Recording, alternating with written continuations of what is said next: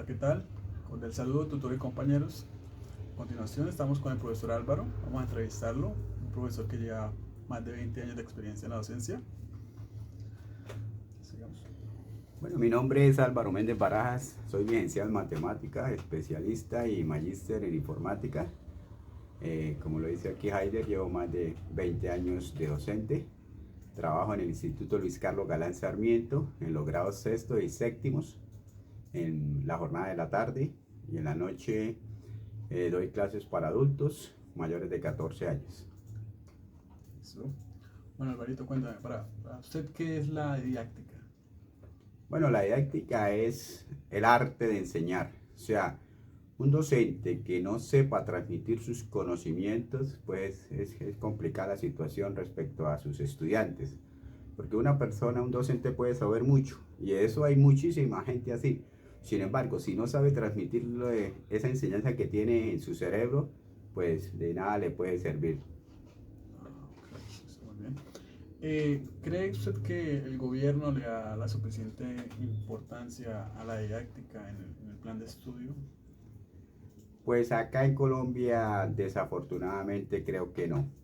Empezando que uno hace la licenciatura, la especialización, en las maestrías por la cuenta del bolsillo de uno, o sea, las becas que reparte son muy poquitas. A diferencia, por ejemplo, de un país que tenemos aquí en Sudamérica, que es Chile, que ellos sí tienen redes de diferentes materias. Entonces eso sí nos hace falta mucho aquí en Colombia, montar esas redes que tienen que ver mucho con la didáctica de la materia que uno va a enseñar. Esa red consiste en reunir a los docentes por área y discutir los fines de semana, qué cosas hay que mejorar para transmitir los conocimientos de determinada materia. Perfecto, no sabía. Bueno, Alvarito, suponga que usted está en su clase y no tiene así como muchas herramientas tecnológicas, solamente tiene a la mano pues, su tablero y sus marcadores. ¿Cómo haría usted didáctica en su clase? Pues yo en mi experiencia de más de 20 años he trabajado con niños desde primer grado hasta 11. He trabajado en sectores rurales y urbanos.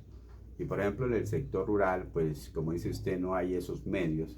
Entonces yo me valio mucho, por ejemplo en el área mía de matemática, de inventar y diseñar muchos juegos didácticos de matemática. Cómo enseñarles a sumar, a restar, a multiplicar, a dividir por medio de juegos, por medio de la didáctica. Y eso se elabora con material, cartulina, con material al alcance que uno puede llevarle y acercarle a esa clase de población. Ah, perfecto. ¿Cuánto tiempo más o menos planea usted sus clases? Pues en el privado, cuando laboraba, que fueron aproximadamente 7 años, allá lo hacía prácticamente todo un sábado, porque el lunes nos revisaban los cuadernos respectivos.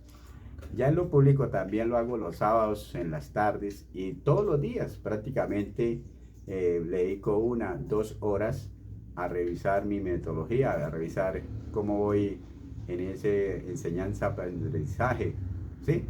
Y lo voy retroalimentando, voy cambiando, voy quitando, voy poniendo de acuerdo a las circunstancias de cada salón, aula de clase donde enseño. Ah, ok. Cuando planean sus clases, ¿usted utiliza la misma metodología para todas sus clases o se enfoca más en sus estudiantes como más problemáticos, que tienen ciertas dificultades de aprendizaje? En un aula de clase, por lo general, hay dos clases de estudiantes, aunque pueden haber más, tres, cuatro, cinco, pero yo considero que son los buenos y los malos, bueno, y también los regulares. Entonces yo más que todo me enfoco en los que van atrás, o sea, los que su aprendizaje no ha sido el mejor, y los reforzamos con una guía adicional, con una ficha adicional, con un taller adicional. En este momento yo le cuento la experiencia de Haider, que por ejemplo en una aula de clase donde yo enseño, en grado 604, eh, tengo 4 niños en condición de discapacidad. Y he pedido a las directivas, he pedido a los que vienen a las conferencias del Secretario de Educación del Ministerio que nos den el material adecuado para ese tipo de población. Y hasta el sol de hoy no. Entonces, ¿qué he optado? Yo he optado por hacerle un diagnóstico, aunque es complicado. Sin embargo, he visto la evolución en esos 4 estudiantes, porque comencé de cero, porque su parte cognitiva no es la mejor, no es la misma que los otros. Entonces ahí a ellos hay que enseñarles como una especie de preescolar. Entonces empezamos con sumas y restas, geometría, pero de una manera muy sencilla. Y hemos visto unos resultados muy buenos. Con el hecho de estar nomás en el aula de clase, este tipo de población ya hay ganancia. Entonces ellos ya hablan, sonríen, uno hace la clase amena para que ellos se sientan bien cómodos. Y bueno, en la clase de los llamados normales, pues esto, lo que le dije anteriormente, dedico más tiempo a los que tienen falencias. Por ejemplo, en este año de grupos de 40, 10, por ejemplo, no se saben bien las tablas de multiplicar en grado sexto.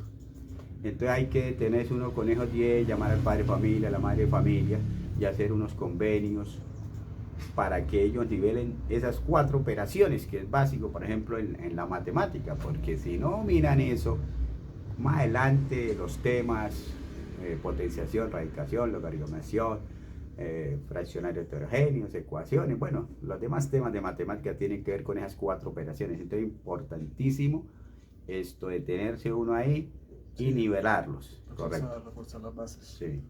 Esto. Para usted, ¿qué característica es infaltable en un docente? Bueno, yo siempre acostumbro a colocarle pasión a mis clases. O sea, si no hay emoción en el docente, no hay nada. Y eso uno lo capta también en los estudiantes. Si ellos no se emocionan al uno de exponer el tema, pues no está haciendo nada, porque si ellos se distraen, mira para otros lados, en los pocos minutos de pronto que uno utiliza el tablero, o el BOV, o los aparatos electrónicos, si ellos no están concentrados, si ellos no están enfocados, si no están emocionados, pues el conocimiento no va a quedar. Importante hacerle la retroalimentación después de 24, 48 horas a esos temas también. ¿Lleva algún material didáctico a sus clases? Pues yo, en el caso del colegio, nosotros llevamos unas guías que son muy buenas, que las elaboramos entre los profesores de la misma área. También este año adquirimos un libro de parte de una editorial que tiene el QR, lo escanea el muchacho y ahí viene video por video explicado previamente.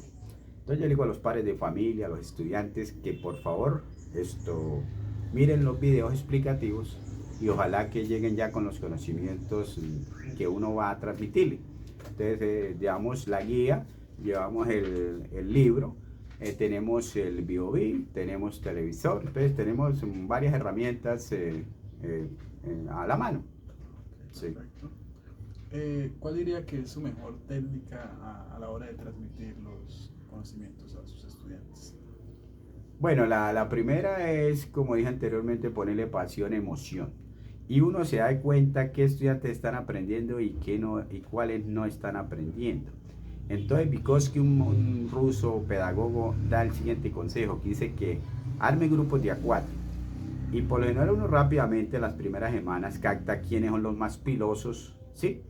Entonces, ese experto le explica a los otros 3 y vemos resultados extraordinarios, porque a veces el estudiante no le capta a uno la enseñanza, entonces sí le va a captar al compañero, dice, ay, ahora sí ya entendí, porque repito, nosotros con grupos de 40 veces para que todo el 100% reciba la enseñanza, a veces es bastante complicadito. Entonces esas 2 técnicas he acostumbrado a hacerlas, y más adelante cuando ellos dominen a hacerle la retroalimentación respectiva. Muy buena técnica, me parece. ¿Qué consejo le daría a mí y a mis compañeros en esta formación de docente? ¿Para ser buenos docentes? Sí, sí, señor. Bueno, es que cuando empiezan los concursos de docentes, la mayoría de profesionales ya con su título dicen, no, es que yo voy a ser profesor, Digo, perfecto, es la mejor profesión que hay, porque de ahí se emanan todas las otras profesiones. Pero muchos piensan en el factor dinero, dicen, bueno, yo me vinculo con lo público y eso me va a ir muy bien. Pero un profesor no debe pensar así. O sea, uno como docente debe pensar si tiene vocación, si le gusta. Porque hemos tenido ya ejemplos de gente contador, ingenieros, etcétera, que por ejemplo le dan un grupo de de preescolar o de primerito, de 30, 40 niños, y más de uno ha salido corriendo, ¿cierto? Entonces el consejo que les doy es que no piensen tanto en la parte monetaria, sino que le agrada, que le gusta enseñar, que si tiene pasión, que si tiene esa misión que el Todopoderoso le encargó, pues que lo haga con amor y verá que va a haber excelentes resultados. Tranquilos que la money llega después. Bueno, Álvaro, cuéntame, ¿usted era un buen estudiante? Sí, en un colegio público yo estudié y era buen estudiante, sobre todo la matemática. Yo me acuerdo que en el grado octavo, mis hermanos tenían el libro de álgebra de Baldor, de octavo y noveno. Y eso, cuando eso, pues habían más vacaciones que ahora. Entonces, en noviembre me colocó la celada a mi hermano y dijo, mira, ahí está el libro, que se van a guiar en octavo y noveno. Entonces yo lo miré y él se fue a jugar. Y yo lo miraba en la mesa y no aguanté la tentación. Cogí el libro, cogí hojas cuadriculadas y empecé. Y a hacer ejercicios, como es otra de la respuesta, me equivocaba, borraba, me equivocaba. Y gracias a Dios me pulí muy bien en álgebra, de octavo y noveno. Y eso me sirvió para trigonometría y cálculo, 10 y 11. Claro que también tuve buenos profesores en esos 4 años que le comento. Sí, eso es un factor bastante importante, profesor. ¿Cree usted que es un buen profesor? Sí, sí, yo estoy convencido de eso. Inclusive a veces cuando un X estudiante interrumpe, yo le digo, permítame ganarme el sueldo bien ganado, o sea, permítame hacer la labor excelente. Porque mi afán siempre, mi preocupación es que el estudiante aprenda, que aprenda. ¿Y cómo sé que aprende? Cuando él lo verbaliza, cuando él le enseña a los otros. Entonces digo, ay, gracias al Señor Todopoderoso, no estoy perdiendo el tiempo, ni ellos están perdiendo el tiempo. Y le doy la importancia a la educación. De vez en cuando hago las pausas para hablar de eso, de que este es el futuro, muchachos, de que por acá es, de que si un país se enfoca en la educación, va a salir adelante. Y les pongo varios ejemplos a nivel mundial, como Singapur, como Corea del Sur. ¿Le hubiese gustado tener un profesor como usted? Ya no creo que tuvo buenos profesores, pero... Pues sí, sí, porque realmente yo amo lo que profeso, mi profesión de docente, y yo considero que sí lo estoy haciendo de la mejor manera.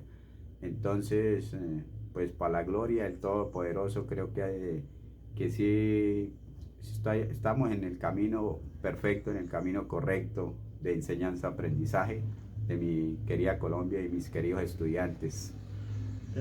Ya para finalizar, ¿sus alumnos creen que quedan satisfechos con sus clases?